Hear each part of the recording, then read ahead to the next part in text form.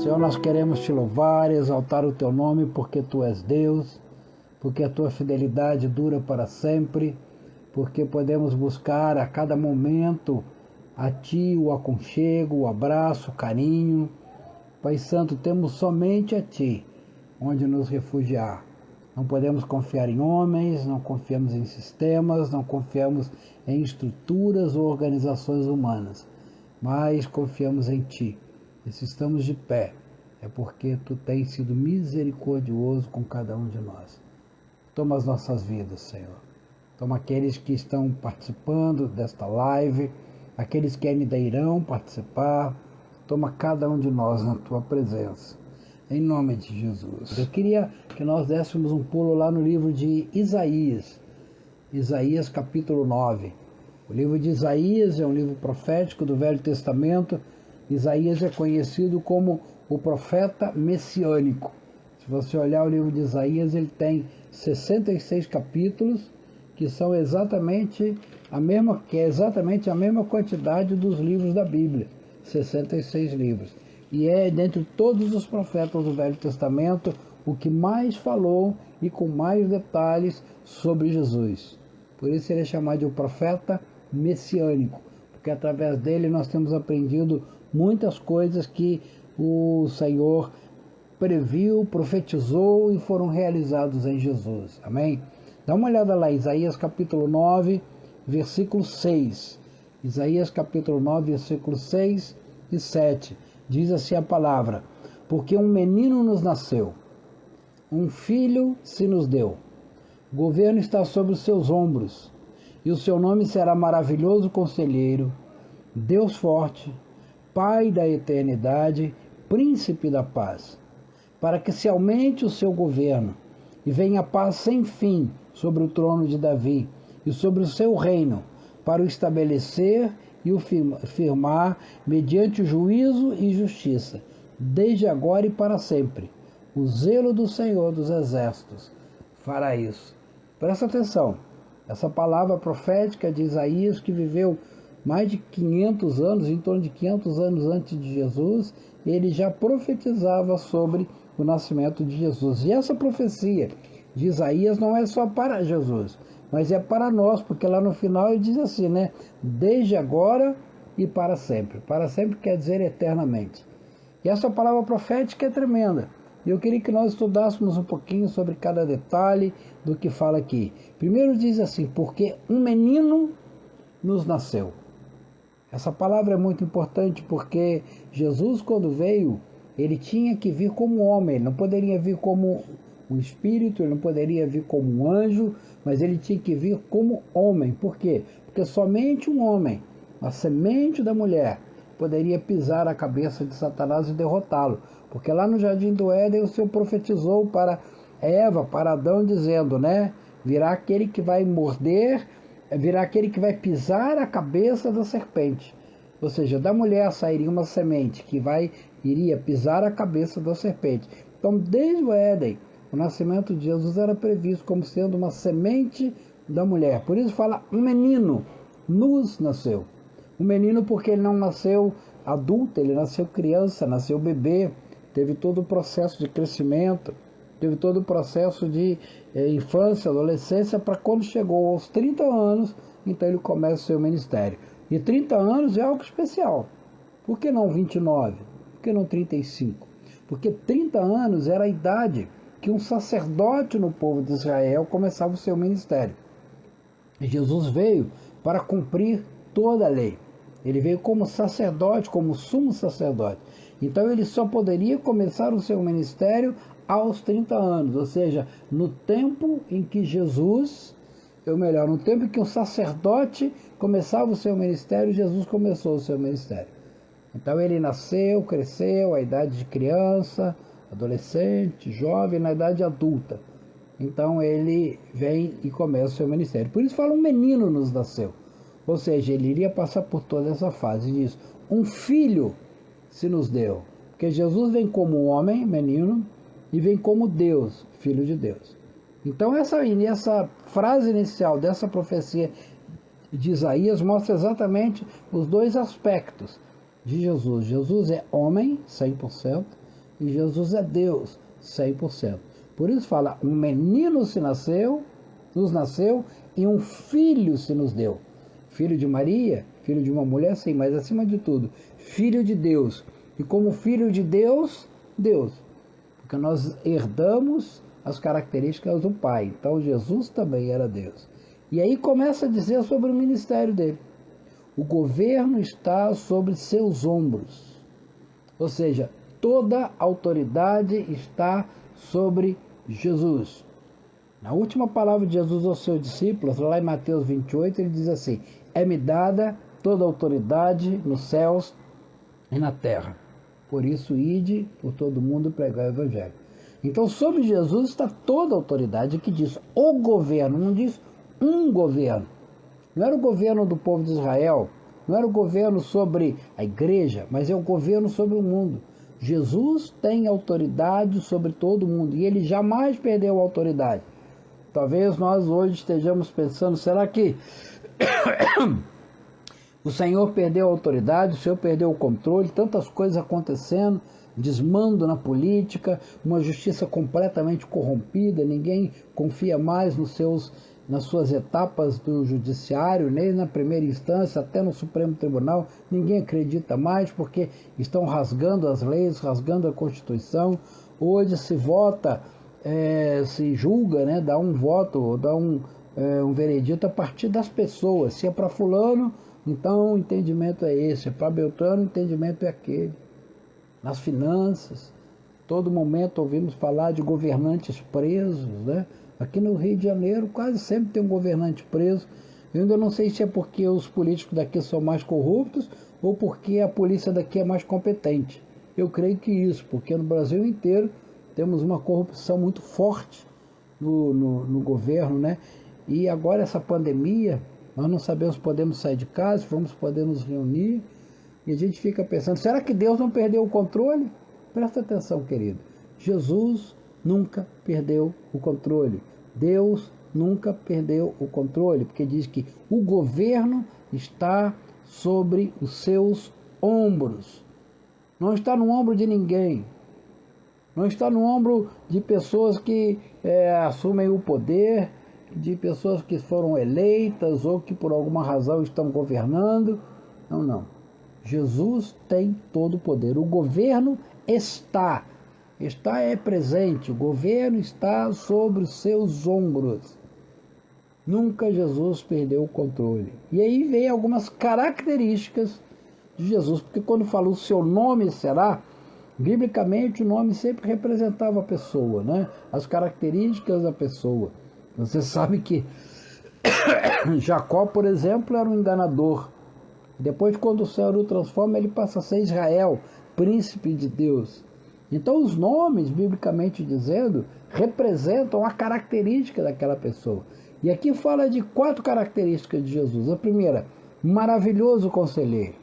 Ou seja, um conselheiro que fala através de maravilhas, um conselheiro maravilhoso, um conselheiro tremendo. Jesus é aquele conselheiro que nós podemos buscar, nós podemos ter acesso. Uma coisa que é muito característica do conselheiro é você ter acesso. Você não pode ter um conselheiro que você não tem acesso. Ah, pastor fulano é meu conselheiro, ou o profissional tal é meu conselheiro. Você tem acesso a ele? Não, então ele não é seu conselheiro. Conselheiro é aquele que você tem acesso. Por isso Jesus é um maravilhoso conselheiro. Você tem total acesso à sua presença. Você pode buscá-lo de dia, de noite, em casa, na rua. A qualquer momento você tem acesso a ele. Ele é seu conselheiro. É aquele que a cada decisão que nós vamos tomar, nós temos como perguntar, como buscar. Jesus é o nosso conselheiro. Ele não é simplesmente um Deus. Muitos deuses que foram levantados pelos homens são deuses distantes, né? Tem um até que chama Alá, ou seja, tão longe que chama Alá. Mas Jesus não, ele é um Deus presente. Emanuel. Emanuel quer dizer El, Manu, El. El é a partícula que quer dizer Deus. Manu quer dizer meu. Emanuel quer dizer El Manuel, Deus meu Deus. Ou traduzindo mais genericamente, Deus conosco. Jesus é o nosso conselheiro, Ele é aquele que está ao nosso lado. A qualquer momento basta você falar, Senhor Jesus, Ele ouve a sua oração.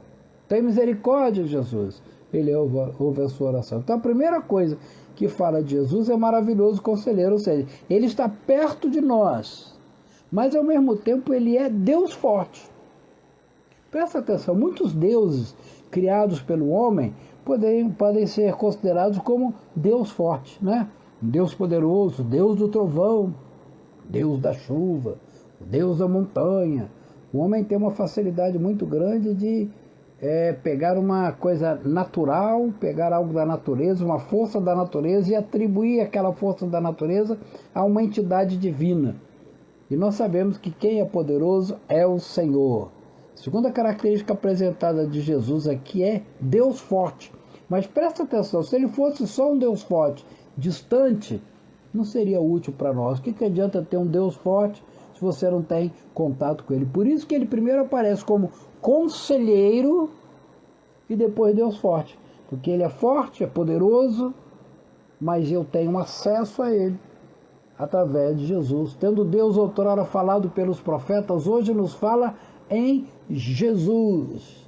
A cada momento podemos chegar à presença de Deus. Jesus é o elo, porque ele é homem e Deus ao mesmo tempo. Então é como se ele desse uma mão para o homem, uma mão para Deus e fizesse esse elo, esta aliança. Ou seja, Jesus é a nossa reaproximação de Deus. Alguns até falam em religião. Ou seja, Jesus nos religa à presença do Senhor. Ele é conselheiro, ou seja, está conosco, Emmanuel, mas ao mesmo tempo ele é Deus forte. Ou seja, nós, através do conselheiro, temos acesso ao Todo-Poderoso. E diz mais, Pai da eternidade. Tremendo. Jesus, que lá em cima no início do versículo, é descrito como o Filho. E aqui ele aparece como Pai, mas ele é Pai da eternidade. Por que ele é o Pai da eternidade? Presta atenção, Pai é aquele que gera. Nós, se não tivermos Jesus, nós vamos morrer e vamos para o inferno. Mas como nós aceitamos Jesus como nosso Senhor e Salvador, Ele passa a ser o nosso Salvador. E Ele, então, nos aproxima de Deus e Ele nos dá acesso à eternidade. Ele é o Pai da eternidade. É aquele que nos leva à eternidade. Aquele que nos aproxima da presença do Senhor. Que coisa maravilhosa. Ele é conselheiro, está perto de nós. Ele é Deus forte, ou seja, Ele tem todo o poder. E Ele é o Pai da eternidade, nos leva à eternidade, nos leva à sua presença. Ou seja, quando aceitamos Jesus, Ele está presente conosco, Ele é conselheiro. Ele tem o poder para nos livrar, mas mais do que isso, Ele nos vai levar para estar com Ele na eternidade. Nós vamos passar todo o tempo, toda a eternidade na presença do Pai. Eu não tenho dificuldade de entender esse fato de passar todo o tempo no céu. Talvez a minha mente, a nossa mente, né, humana, a gente não consiga entender o fato de que Deus sempre existiu. Não dá para a gente entender. Agora, entender o fato de que eu vou passar a eternidade com Deus, para mim é muito fácil. Basta não morrer. Nós vamos morrer fisicamente se não formos arrebatados, mas passar a eternidade com Deus, tremendo. Hoje é um dia na presença do Senhor, amanhã é um novo dia, e amanhã é um novo dia, e amanhã é um novo dia, e depois um novo dia. Você tem disso, eternidade, sempre com o Senhor, sem haver monotonia, sem haver algo que vai nos trazer tristeza todo o tempo, toda a tristeza vai ficar para trás. A Bíblia diz em Apocalipse que Ele vai enxugar dos nossos olhos toda lágrima, ou seja, toda tristeza, toda angústia, todo medo. Estamos na época do medo, na época da angústia, na época da opressão, na época da perseguição. Tudo isso acaba. E Jesus é que nos leva, por isso Ele é o Pai, Ele é o gerador da eternidade. E ao final diz que Ele é o príncipe da paz. Se Jesus é o príncipe, então Deus é rei. Deus Pai é rei.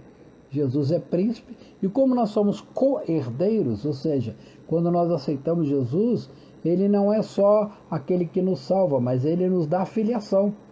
A Bíblia diz, né, que que ele nos faz filhos de Deus, mas a todos quantos o receberam, deu-lhes o poder de serem feitos filhos de Deus.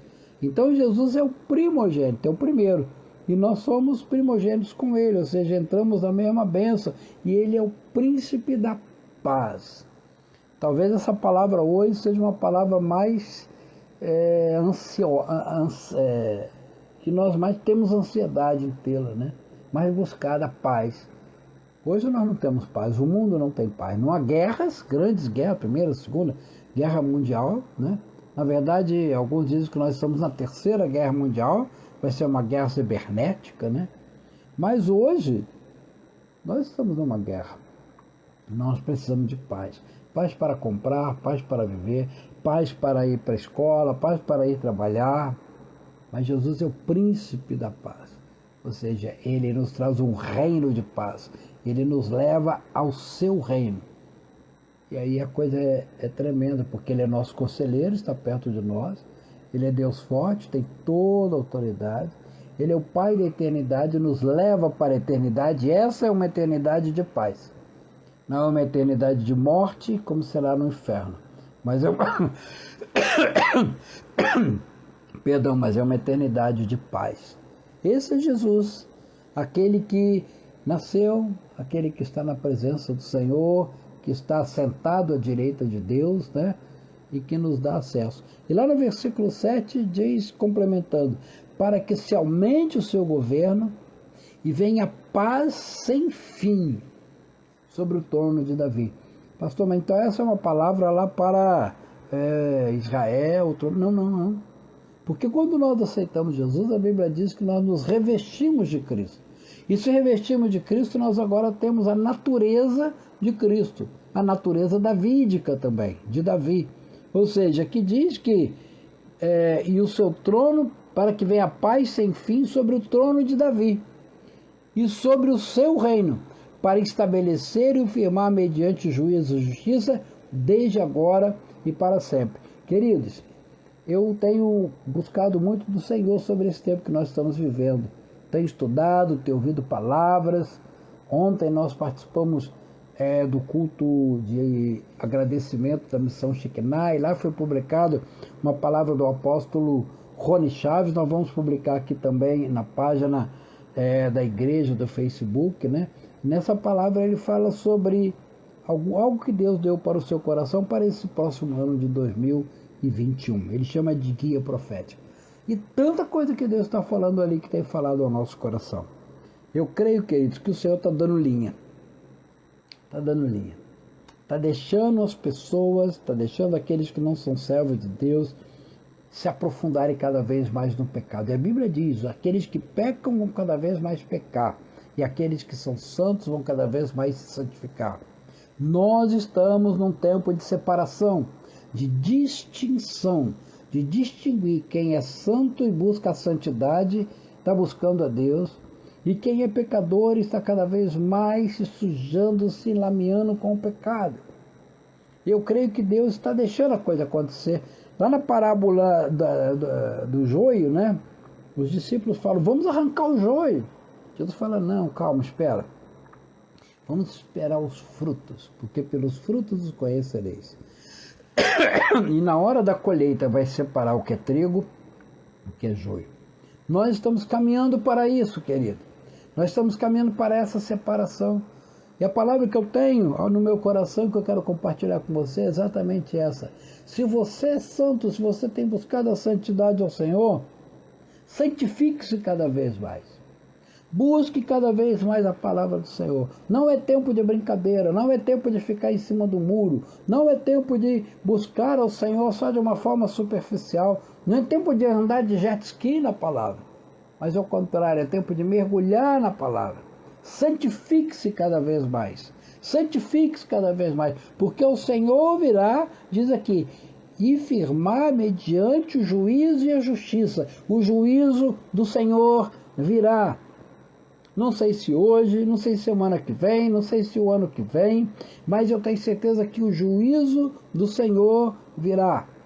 Temos entendido que o mundo está se preparando para o reino ou para o governo do anticristo. Eu creio nisso, que o mundo está se preparando para o governo do anticristo, que alguns, a Bíblia chama de filho da perdição, ou o iníquo, como Paulo fala, né? João fala o anticristo.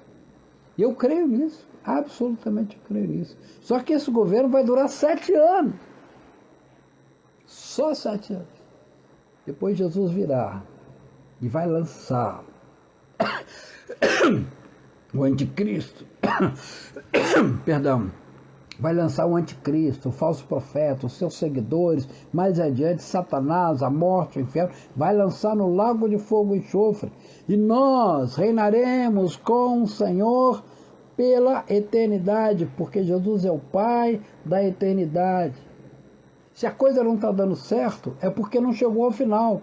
Porque o final da história eu conheço. O final da história é: Jesus venceu, Jesus vencerá. E nós temos que profetizar e proclamar todo o tempo: Jesus, Jesus, Jesus, a tempo e fora de tempo. Talvez estejamos diante do maior incentivo ao evangelismo. O apóstolo José tem trazido uma palavra dizendo que esse ano 2021 é ano de portas abertas para o evangelismo. Por quê? Porque quando está tudo bem, tudo funcionando, ninguém se lembra de Deus. Mas quando as coisas ficam ruins, quando a coisa está difícil, vem enfermidade, vem morte, vem falência, vem luta, vem dificuldade, todos saem correndo procurando uma solução, e a solução está em Jesus. A solução está em Jesus. Querido, é para falar a tempo e fora de tempo. Onde você estiver na fila, alguém começar a falar: porque o preço da carne, porque a pandemia, você encontra um jeito de entrar e falar de Jesus. Tremendo. Durante esse tempo nós aprendemos a fazer uma live como essa. Irmãos que estão participando aqui, vão participar mais adiante, não são irmãos da nossa igreja, não são irmãos que estão ali pertinho, são irmãos de longe. Nós temos a Márcia, eu vi ela entrando aqui agora, né, dos Estados Unidos conosco. Nós temos irmãos do Nordeste, nós temos irmãos de outros estados, de outras cidades, de outros países. Isso é uma bênção. Deus tem aberto a porta para falarmos da palavra de Deus. É algo tremendo, querido. Você não pode perder essa oportunidade. Estamos num tempo muito especial, num tempo de vitória. E para concluir, eu quero trazer uma palavra para encerrarmos esse assunto sobre o Natal.